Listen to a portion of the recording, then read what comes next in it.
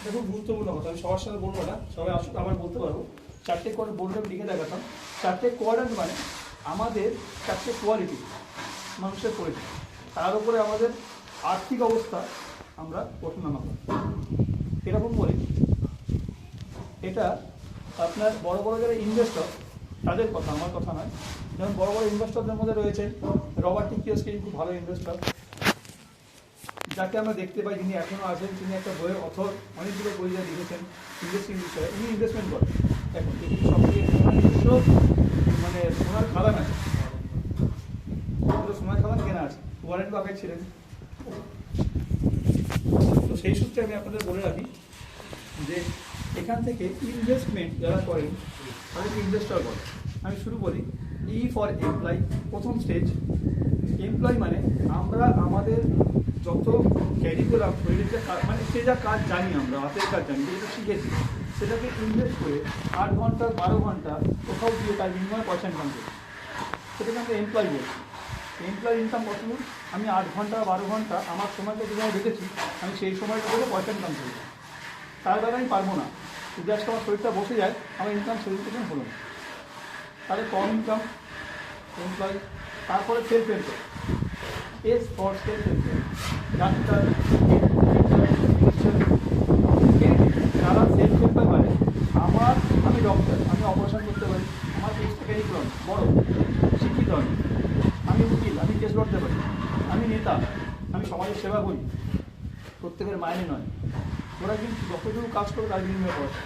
Doctor 10টা অপারেশনের পয়সা, কালকে একটা ডক্টরের হয়তো চোখটা নষ্ট হয়ে গেল, যারা সোনার কাজ করে, সোনার কারবার, চোখ নষ্ট হয়ে গেল, ইনকাম শেষ সেখানে সীমিত। নেক্সট, এটা হলো সেলফ এমপ্লয়। তারপর হচ্ছে বিজনেসম্যান। বিজনেস বলতে ছোটোখাটো কিরকম, অন্য কাউ প্রোডাক্ট বা অন্য কাউ সময়টাকে কনজিউম করে নিয়ে আমরা কাজে লাগাই। যেমন আমি একা, আমার তো 8 ঘন্টা সময় আছে হাতে, আমি 8 ঘন্টা থেকে 12 ঘন্টা 16 ঘন্টা খাটতে পারি, বেশি খাটতে পারবো না। 8 ঘন্টা 12 ঘন্টা খাটি, সেই 12 ঘন্টা খাটার পর যে ইনকামটা করি, এবার যদি আমি আমার আন্ডারে 10 জন 12 ঘন্টা খাটার লোককে লাগাই, তাহলে কত হলো? 12 10 120 ঘন্টা, আমারটা মিলিয়ে হলো 120 132 ঘন্টা। তাহলে 132 ঘন্টা আমি দিনে খাটতে পারছি। কেন? আমি বিজনেসম্যান, 10 জনের টাইমটা কিনে নিচ্ছি, ওদের পয়সা দিচ্ছি, টাইমটা কিনে ওদের কাজ করিয়ে ওর থেকে যে পয়সাটা মুনাফা হচ্ছে সেটা আমি নিয়ে নিচ্ছি, আমি বিজনেসম্যান। কালকে আমার সেলফ কিছু হয়ে গেল, আমার ইনকামটা বন্ধ হয়ে যাবে, কারণ আমার লোক খাটানো বন্ধ হয়ে যাবে। বা মুদিখানা দোকান করেছি আমি, আমার শরীর খারাপ, দোকান খুলতে পারছি না, যদি আমি যে কাজ করছি তারা ছেড়ে দিই, সে বিশ্বাসই না হয়, দোকান শেষ হয়ে যাবে। যে কোনো বিজনেস আমি লাগিয়েছি, আমি অফিস যাচ্ছি না, ঘরে বসে আছি, ম্যানেজার ব্যবসা শেষ করে দেবে, সময় কী হবে? আমার ইনকামটা পড়ে যাবে। সব থেকে টপে ইনভেস্টর। ইনভেস্টর হচ্ছে প্রত্যেকটা বড় বড় কোম্পানি, বড় বড় প্রজেক্ট, সেখানে পয়সাগুলো লগ্নি করা হয়। 10টা ব্যবসায়ী হলো একটা ইনভেস্টর। যা 10খানা ব্যবসা, একটা বন্ধ একটা চলছে, সেখান থেকে টাকা নিয়েছে, ইনভেস্টমেন্ট শুরু করা যাবে। এখান থেকে ইনভেস্টর এসছে, ইনভেস্টররা প্রচুর পয়সা বড় বড় লাগে, কিন্তু যখন থেকে শেয়ার মার্কেট বা শেয়ার আবিষ্কার হলো, যে শেয়ার নিয়ে কাজটা শুরু হবে, তখন থেকে দেখা গেল যে পাবলিকও ইনভেস্টরের জায়গা যেতে পারে। সেইখান থেকে এলো শেয়ার বাজার, শেয়ার এক্সচেঞ্জ, যে লগ্নি পাবলিকের থেকে তোলা হবে। পাবলিক লগ্নি করবে, একটা বড় ইনভেস্টমেন্ট করবে, কোনো বড় ফ্যাক্টরি। আগে কি হতো, আপনি বড় ইনভেস্টর, আমি একটা বড় কোম্পানি মালিক, একটা ছোট্ট প্রজেক্ট নিয়ে এলো, আপনি একটা প্রজেক্ট নিয়ে যেটা কোম্পানিটা ভালো বানাতে পারেন আপনি। আমার একটা সিমেন্টের ব্যবসা আছে বড়, আমি সিমেন্ট বানাই, আমি বড় মালিক সিমেন্টের, আমি লার্সেন টুকরোর মালিক, বা আমি অম্বুজার মালিক। আমার কাছে আপনি এলেন, দাদা আমার কাছে আপনি লগ্নি করবেন, আমার ব্যবসাটা এরকম, আমি বানিয়েছি কম্পিউটারটা, এটা মার্কেটে খুব চলবে। আমি দেখলাম স্কুটিনি করে যে আপনার ব্যবসাটা আগামী দিন বিশাল জায়গায় যাবে, তখন আমি লগ্নি করলাম অ্যাজ এ ইনভেস্টর। কোম্পানি মালিক আপনি, আমি আপনার কোম্পানির শেয়ারটা কিনে নিলাম, যে তাহলে আমাকে লভ্যাংশ 50% দিতে হবে, বুঝতে পারলেন? এই করে এলো শেয়ার মার্কেট। তো আগামী দিন শেয়ার মার্কেট থেকে কতটা প্রফিট করা যায়, কীভাবে সুন্দর আমরা এই লস মার্কেটে কীভাবে কামিয়েছি। মার্কেট পড়েছে, কন্টিনিউ করেছে, এই কদিনের মধ্যে দেখবেন কত পয়েন্ট পড়েছে পুজোর পর থেকে পড়ে গেছে। তাহলে সেই পড়া মার্কেটে দাদা, আমি ইনভেস্ট আছি, আমাদের দাদা অলরেডি উনি লয়ার এবং ফিনান্সিয়াল লয়ার, ফিনান্স সম্বন্ধে উনি প্রত্যেকের মানে আমাদের যে ফিনান্সিয়াল ব্যাপারটা উনি দেখেন, প্রচুর লোককে এইভাবে পাইয়ে দিয়েছেন, প্রায় শেয়ারে কিভাবে ইনকাম করা যায় সেটা আপনাদেরকে আগামী দিন শেখাবে। এখনও কিছু আপনি বক্তব্য রাখবেন সেটা আপনারা শুনুন। দাদা নমস্কার দাদা, সবাইকে ধন্যবাদ। এবার দেখুন, দাদা তো বললেন শেয়ার মার্কেট, কিন্তু শেয়ার এর কনসেপ্টের শেয়ার আমরা কি বুঝি, যে কোনো অংশ প্রত্যেকটা। দাদা যেটা বললেন যে ইনভেস্টার অ্যাজ এ হোল বললেন কথাটা, ইনভেস্টার মানে কি, একটা লোকের পক্ষে বিশাল পরিমাণ টাকা লগ্নি করা সম্ভব নয়, সাধারণ মানুষের পক্ষে। বিশেষ করে ব্যবসায়ী হয়, বড় বড় ইন্ডাস্ট্রিতে, তার ক্ষেত্রে অসুবিধা নেই, সেই যে ইনভেস্টার।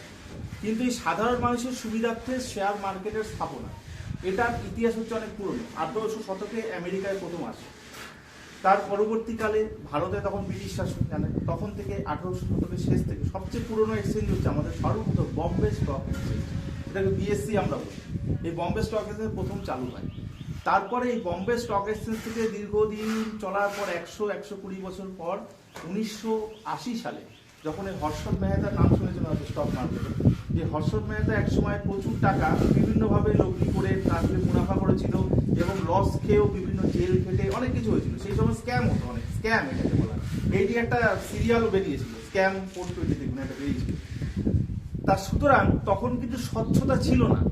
এই যে অংশটা যে সাধারণ মানুষ তখন কাগজের মাধ্যমে কেনাবেচা হতো শেয়ার, যেমন আপনারা মানে পোস্ট অফিসে যেমন দেখেছেন এনএসসির বন্ড যেরকম হতো, কিষাণ বিকাশের বন্ড হতো, সেরকমই শেয়ারে প্রত্যেকটা বন্ড হতো। ধরুন কটা আপনাকে লিখিয়ে দিতে, অমুক কোম্পানির শেয়ার, ধরুন দাদা এরকম বললো রিলায়েন্সের আপনি কটা 10টা লিখে কোম্পানি স্ট্যাম্প করে দিল পিছনে, সেটা আবার কোম্পানি হেড অফিসে যেত, সেখান থেকে নাম পরিবর্তন হতো। ধরুন আপনি বিক্রি করছেন একটা অফিস থেকে এক্সচেঞ্জ, যেটা তখন তার এই অনলাইনের মাধ্যমে যেমন এখান থেকে বটন টিপে কাজ হয়ে যেত, তখন তো হতো না।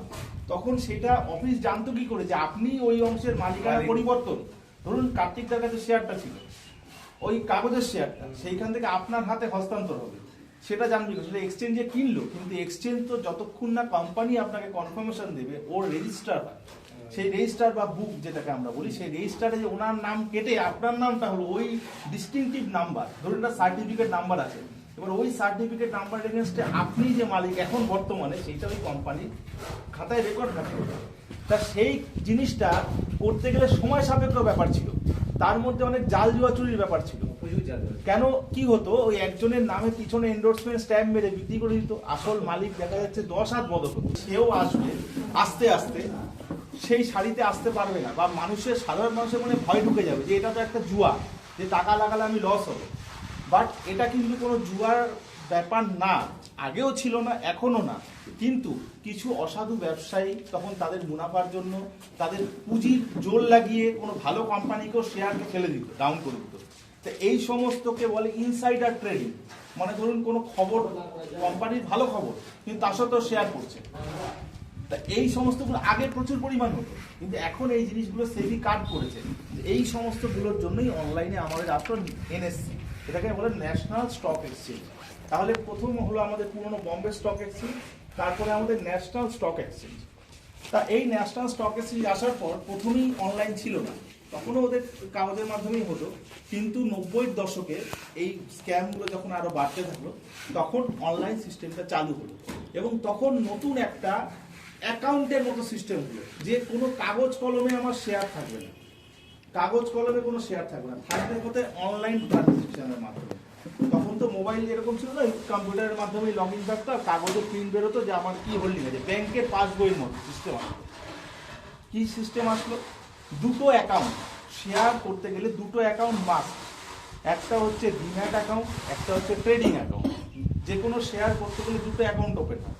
ডিম্যাট অ্যাকাউন্ট আর ট্রেডিং অ্যাকাউন্টের মধ্যে পার্থক্যটা কি যদি আমরা বলি, এই ট্রেডিং অ্যাকাউন্টটা হচ্ছে গিয়ে ট্রেডিং, মানে যার মাধ্যমে আমরা কেনা বেচা করি, যে অ্যাকাউন্টের মাধ্যমে, অর্থাৎ সেই অ্যাকাউন্টে আমার লিকুইড ক্যাশটা থাকবে, সেই আমি যে টাকা লগ্নি করব, সেই লগ্নি টাকা আমার ট্রেডিং অ্যাকাউন্টে থাকবে।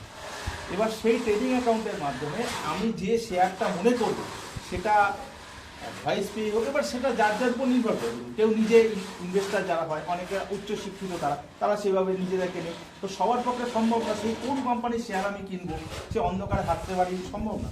কিন্তু জেনারেলি এই জন্যই এসছে ইনভেস্টমেন্ট কনসালটেন্ট, সাব ব্রোকারশিপ চালু করেছে।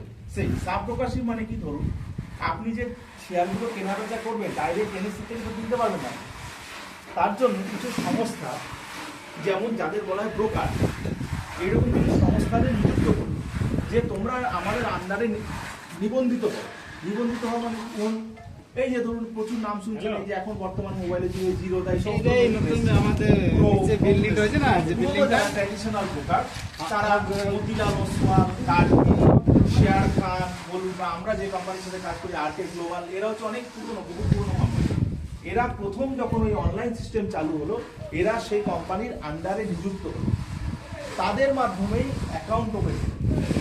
এই অ্যাকাউন্ট ওপেন হয়ে এবার প্রথমে সিস্টেমটা কিরকম হলো, অ্যাকাউন্ট ওপেন নতুন, আজকে ব্যাংক, রিজার্ভ ব্যাংকের আন্ডারে তো লোকে টাকা ডাইরেক্ট রাখতে পারে না, তা এরকম ব্যাংক যেমন বিভিন্ন ব্যাংকিং এজেন্ট নিয়োগ করলো, SBI, PNB, union bank, UCO bank, বিভিন্ন ব্যাংক, সরকারি প্রাইভেট ব্যাংক, এরকম এরকমই সেম ভাবে বিভিন্ন ব্রোকারদের ছড়িয়ে দিল তারা রেজিস্টার মার্কেটে মানুষের কাছে সহজে পৌঁছানোর জন্য। এইবার এই ব্রোকাররা তাদের অ্যাকাউন্ট খুলিয়ে সেটা এনএসসির আন্ডারেই থাকছে, কিন্তু তারা ভায়া হয়ে, যেমন আজকে আরবিআই আন্ডারে কিন্তু আমরা টাকাটা মনিটরিং আছে, কিন্তু এটা নির্দিষ্ট ব্যাংকের মাধ্যমে, নির্দিষ্ট শাখার মাধ্যমে। তা এইভাবেই এই কোম্পানিগুলোকে রেজিস্ট্রেশন দিয়ে এদের মাধ্যমে সাধারণ মানুষকে অ্যাকাউন্ট ওপেন করানো, এবং তাদের হাতে এখন বর্তমানে মোবাইল, কম্পিউটার বলুন, যে কোনো কিছুর মাধ্যমে সহজ দেওয়া, যে আমার কি টাকা আমি ইনভেস্ট করলাম বা কি কিনছি, কি লাভ কি লস, সেটা আমরা সময়ের সঙ্গে সঙ্গে লাইভ আমি দেখতে পাচ্ছি। এখানে কোনো জাল জুয়া চুরির ব্যাপার নেই। হ্যাঁ, এখানে কি সমস্যার বিষয় হয়, যেটা হয় যে কিছু অসাধু ব্রোকার তাদের লাভের জন্য, যে বিষয়টা আপনাদের বলি, কিছু আমাদের এই ব্রোকার বিজনেসটাও তো ইজি না। ব্রোকার মানে কি, দেখুন, যে শুধুমাত্র যে দালালি, যে কথাটা আমরা বাংলায় বুঝি, এটা দালালি না, এটা হচ্ছে ইকোনমিক্যাল অ্যাডভাইজার কাম